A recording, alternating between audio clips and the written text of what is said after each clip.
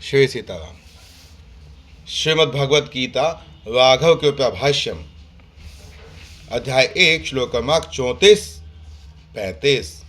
आचार्यः पितरः पुत्रास्तथैव च पितामहाः मातुलः श्वशुरः पुत्राः श्यालाः सम्बन्धिनस्तथा एतान्न हन्तुमिच्छामि घनतोऽपि मधुसूदन अपि त्रैलोक्यराज्यस्य हेतोः किं नु महि कृते।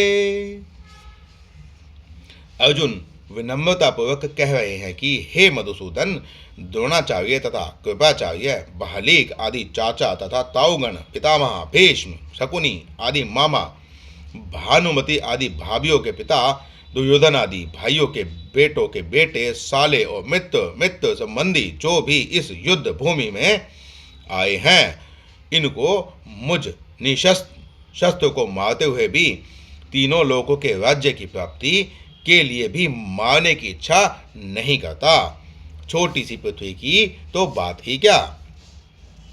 शाल शब्द दंत सकारवादी, तालव्य सकारवादी पाठ प्रमादिक है, जैसा कि नीलकंठ सोई भी कहते हैं। तथा ही विजयमावुत्तवाध्याय यलात् इति मंत्राणनात् स्याल्लाजानावपतीति वा लाजालाजतिस्यं सोयं सयते इति यास्कः। आचार्य शब्द द्रोणाचार्य और कृपाचार्य का बोधक है। पिता शब्द चाचा ताऊ आदि के अर्थ में प्रयुक्त होता है तथा एवं ये तीनों अव्यय पादपोती के लिए हैं। पितामह शब्द भीष्म के लिए है। मातुल अर्थात शकुनी आदि, श्वशुर दुर्योधन आदि की पत्नी के पिता, पुत्र लक्ष्मण आदि के बेटे, संबंधी शब्द जयद्रथ आदि का बोधक है।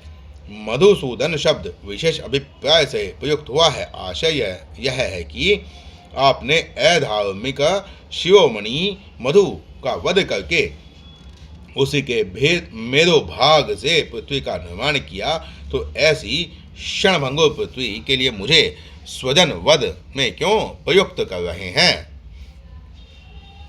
तीनों लोकों के समाहार को त्रिलोकी कहते हैं। वो वही स्वार्थिक प्रत्यय अपने त्रैलोक्य बन जाता है।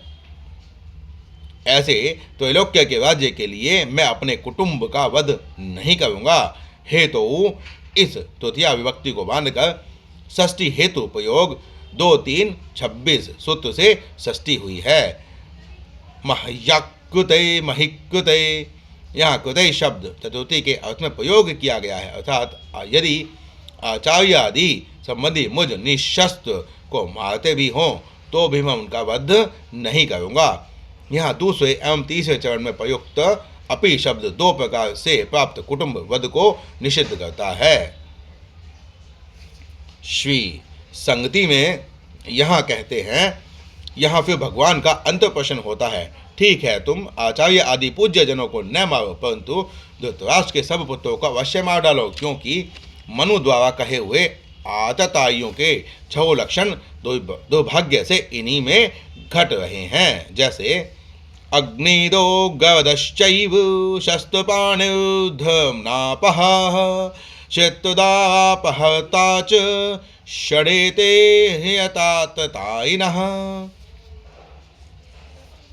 अर्थात अग्नि देने वाला, विष लेकर आया हुआ अर्थात विष देने वाला, शास्त्र लेकर मारने आया हुआ, भूमि एवं पत्नी का अपहरण करने वाला, ये 6 प्रकार के आतताई होते हैं। मनुस्मृति 350 श्लोक क्रमांक 350।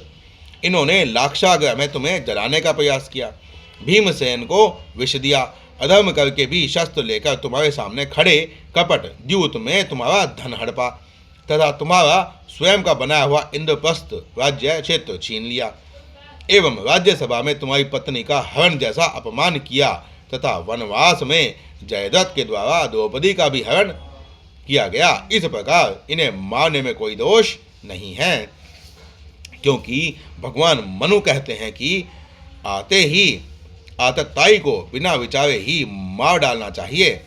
आतताई के वध में मारने वाले को कभी दोष नहीं लगता।